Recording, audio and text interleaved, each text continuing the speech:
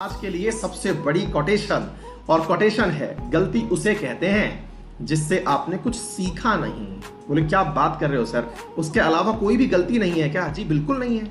आप जो कर रहे हैं असल में गलती किसे कहा गया? अगर सही हो जाता तो सही चीज था, नहीं हुआ तो गलत चीज था। तो सही और गलत के फैसले में ये तो हिट एंड ट्रायल है जी।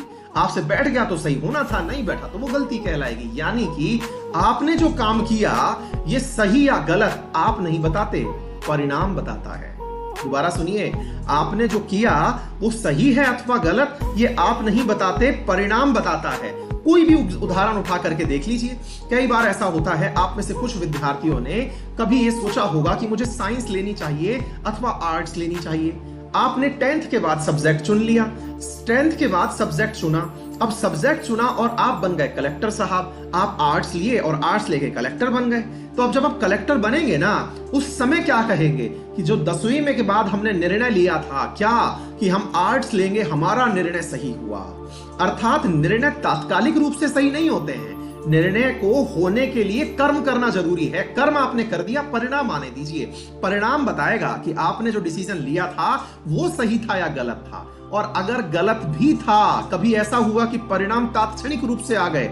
जैसे कई बार आपने देखा कि यार ये क्वेश्चन गलत कर दिया। छोटा सा उदाहरण बता रहा हूं, आप लोग किसी एग्जाम में बैठे हो और वो बाहर निकल के रिग्रेट की फीलिंग नहीं आती है, अरे यार ये क्वेश्चन गलत हो गया, ये नहीं होना चाहिए था, ये तो आता था, एक चीज से चूक गया। असल में पता है वो क्वेश्चन आपने किया तो पूरे होशो आवास में था। ये थोड़ी था कि आपके कान में हिप हॉप म्यूजिक चल रहा था और आप सवाल कर रहे थे। नहीं, आप कर पूरे ज्ञान से रहे थे, लेकिन बाहर आकर के जो आप एक्टिंग कर रहे हो ना कि अरे यार ये सवाल चूक गया, असल में वो आपकी कम तैयारी थी। अब इस तैयारी को सुधार लो। तैयारी को सुधारने का अर्थ क्या है? अपना रिवीजन इतनी बार बढ़ा दो कि दोबारा वो सवाल आ जाए तो गलत नहीं होना चाहिए। मेरे जितने भी मित्र, मैंने आपको कल एक मोटिवेशनल लेक्चर लिया था संडे के दिन, परसों के दिन मैंने कहा था कि तैयारी के अंदर 3 प्रकार के छात्र होते हैं। कैटेगरी 1 जिनकी तैयारी एकदम परफेक्ट है, वो कैटेगरी 1 वाले जो तैयारी वाले छात्र है ना, उनको मेरा संदेश है कि बच्चों अगर आप इन दिनों टेस्ट का अभ्यास कर रहे हैं, टेस्ट दे रहे हैं, तो टेस्ट में बेटा जो क्वेश्चन एक बार गलत हो जाए, अगर वो क्वेश्चन दोबारा घूम के आए ना तो गलत नहीं होना चाहिए। बस यही है हमारी तैयारी।